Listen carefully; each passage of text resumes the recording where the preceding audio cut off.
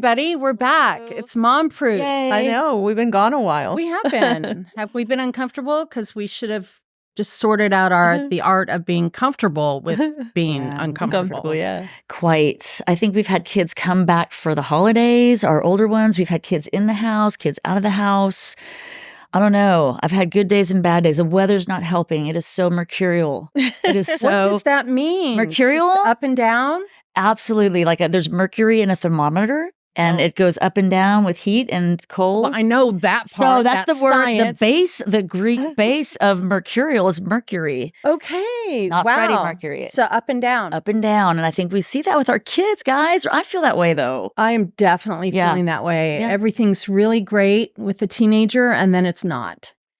Just not. Not out of the blue. It just comes out of left field. And of course, things happen, you're trying to take them back and coach them about when you're feeling a certain way, or I don't know if you didn't get the class you want, or you lost a job, or a boyfriend breaks up, or any of those things, The life how are we going to feel about how it? do we even let them learn those without trying to rescue them? Yeah. Well, I think that's the one thing that I've been kind of working on or trying to set myself straight on is that we're not going to change that because everybody has ups and downs. Oh, I thought you meant us trying to fix it. Yeah. I'm like, that's why I'm doing this. And I'm trying to be a better parent. Exactly. And we can't fix things. Bingo.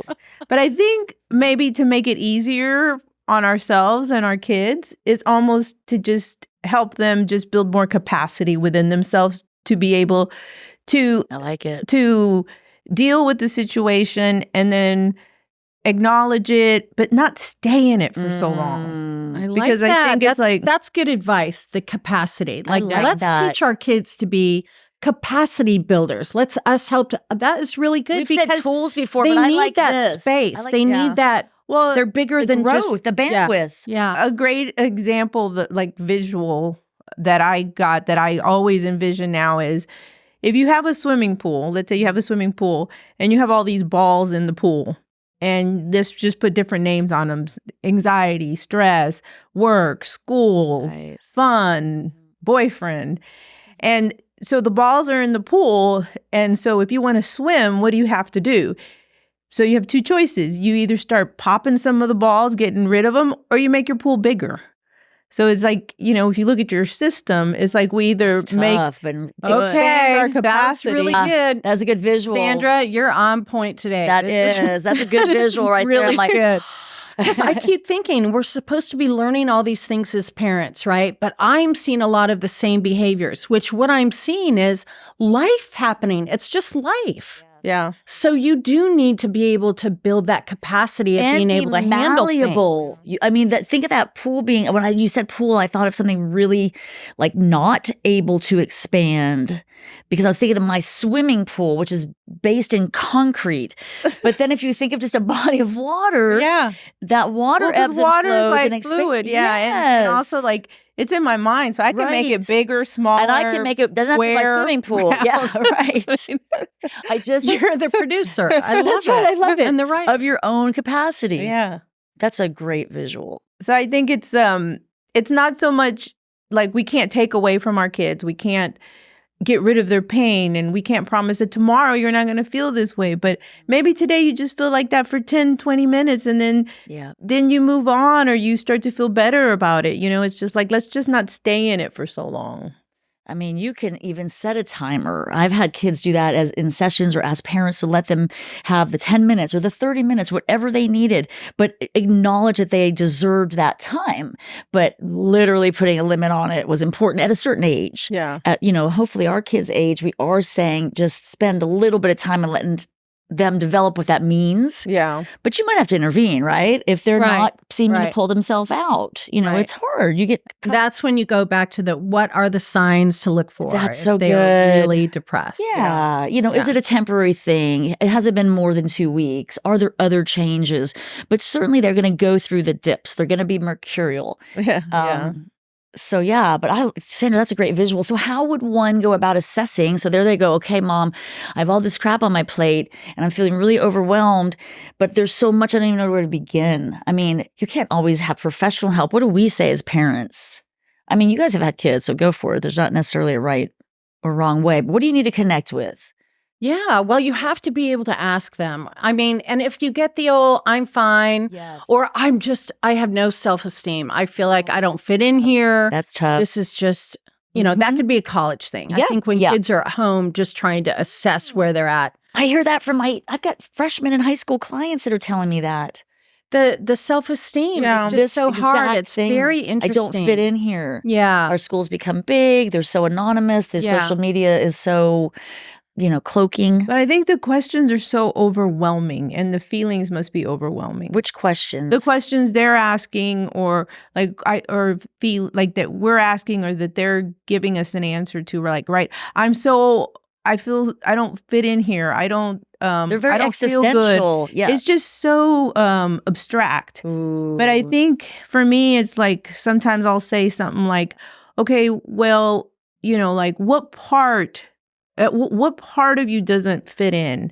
Like, do you feel like you don't fit in academically? Do you feel like you don't fit in with friends? And kind of break it down. Correct. That's so good. And then let's concentrate on that part and see what we can do to make you feel better. Can you control what you can't control? Remember, Right. we used to touch on that. Yeah. It goes into that conversation.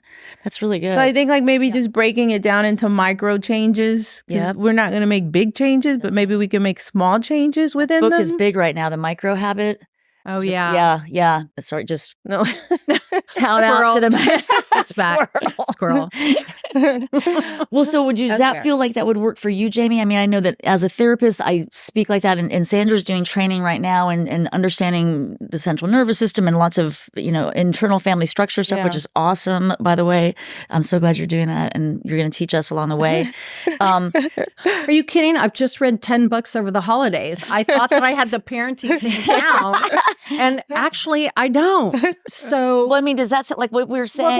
Does that make sense? so here's what I feel like happens. You get a kid that goes off to school. You think they're settled. Yeah. Then they have the ups and downs, and you're hoping that all that time that you spent with them, Yes. they're able to pull those tools out. But you know what? Build They're capacity. not. They're not. Sometimes they are. So, and what I've kind of come to assess is that the periods that they can go to their toolbox are longer now than they were before. Instead of freaking out. And Good not one. freaking out, but just, and all my kids, you've had one that's depressed, one that's anxious, another one that's something else. So it's the same thing, right? You want them to be able to go there. But I love the analogy of really being able to say you control how big your toolbox is or what you want to deal whatever with. metaphor you're going to use. I love it. Yeah. I feel like we need another word for toolbox. I do too. Well, I like capacity. Yeah. Capacity building sounds Capacity very building. corporate. It does sound corporate. But I like I know, but that sounds very NGO too. okay, but the kids may be like young adults may be like, that sounds so boomer. Right. So, hey, if you're out there listening and you're under 25, tell us another word for toolkit, please. Right. Can we have a contest? Oh, I know yes. this is really You'll good. be our Let's next do that. guest. Yeah. Okay, let's do that. We would love to have you. Okay, one of our 21 followers. Just kidding. I don't know how many followers we have. gotta be up I to don't care. 100. 'Cause I do We have that like for fun. 256. And we learn something every time. And I think parenting is a constant journey. That's why I'm not kidding when I said I read a bunch of books Well, yes, holidays. good Because for the you. kids come back, and then you have older ones that might come back.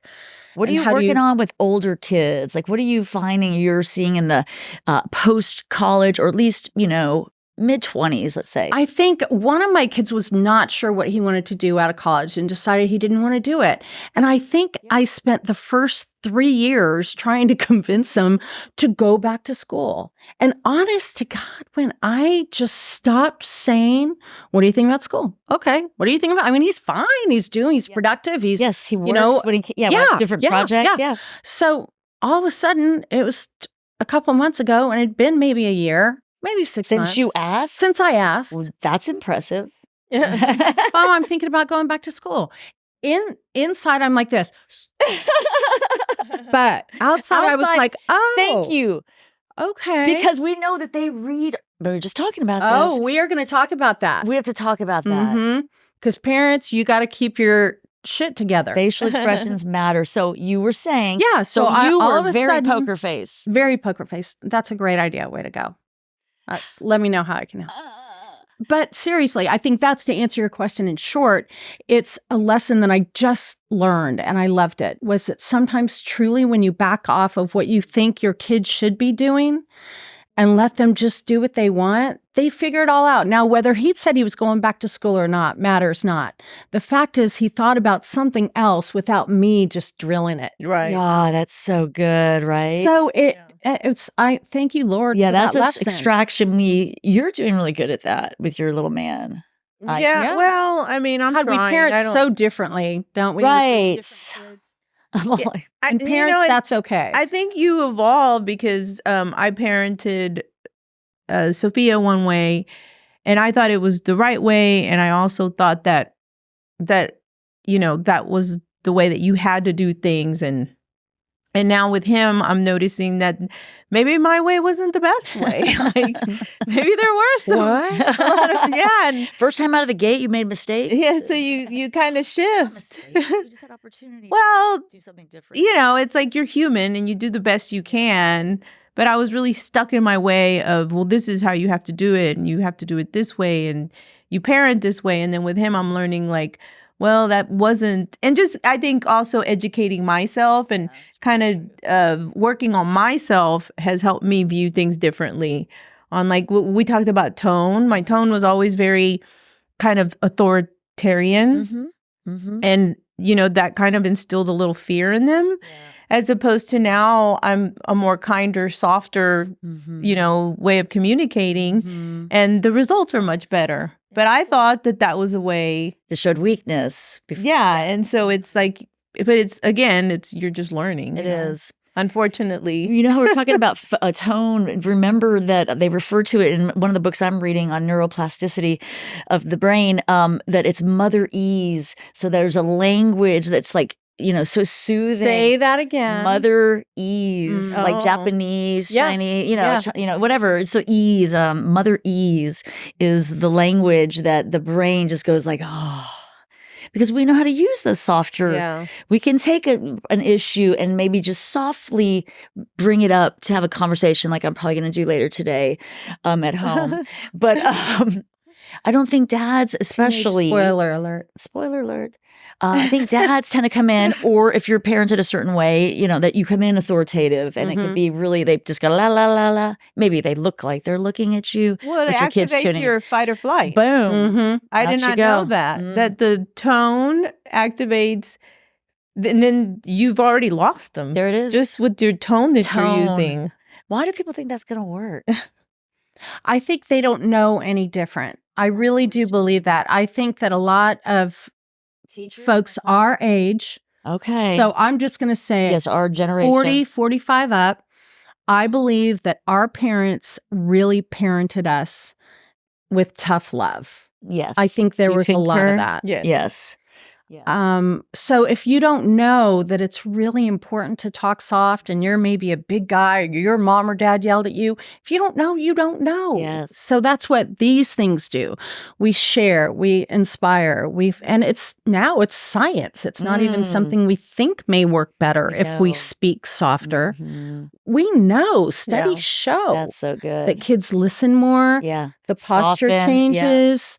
You actually may get them to clean their room up 1 out of 10 times. The frontal lobe stays available. It doesn't shut off in preparation of fighting or fleeing. So, oh, I think we should end on that. I really like that. Yeah. Should I say it again without stuttering? Yes. Okay. It was good. Okay. So when your body relaxes, your brain knows it's not on alert. Your frontal lobe remains open and intact because it's not preparing to shut down for the fight or flight response to take over. The frontal stays engaged because it can relax back in the part of the brain that's for survival. Gosh, that's just so important. Crazy. Don't you love that science? Yeah, I know Sandra's on my, we're like, brain science, brain science. I'm just highlighting in my Kindle what's the newest parenting book. She reads a lot, man. I respect that, okay? We have to all do that. It's adult ADHD. Keep yourself busy. Okay. Oh, do we have a question? This was great. Yeah, let's have a question. All right. What was it? The Fight or question flight. is the time. No, memory. what's a good Your memory. Oh, the question was what was the first time you remember in high school that was something that you did was funny or embarrassing or risky? That was Risky. without hurting others. Can I go first? Yeah, go. Okay, because the first thing I thought of was when I was a senior, I was elected to be Dolly Madison, James Madison's wife. We went to James Madison High School, and it was such a backhanded, they were just little shits, because she was not attractive, right? Pictures like the colonial women. And I had to be Dolly Madison one day. Well, there was a James as well, but all day we went around school on the birthday of James Madison, and I was his wife, Dolly, dressed like you would in that time period. It was just, yeah. We maybe even done a skit on stage. Okay. So I was Dolly Madison for a day. Oh, wow. Yeah. That's kind of Not Dolly interesting. Parton. I was Dolly Parton in high school. We'll talk about that later.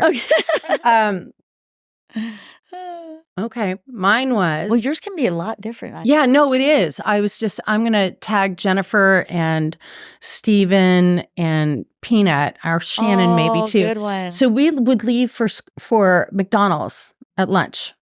I think it was our junior year, actually.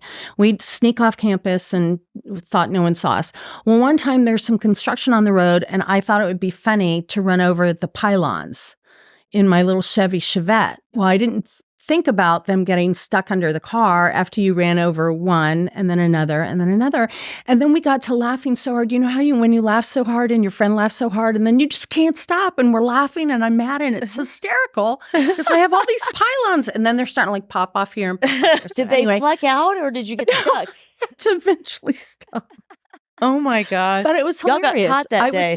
We didn't get caught. We didn't get caught. And we were really high. I know you're not supposed to do that in school. That out loud. It was, yeah, it was That's high you, school. but It was yeah, crazy. No, it was a moment in time. Anyway, that was hilarious. a long story, but it made me think about it and laugh really hard.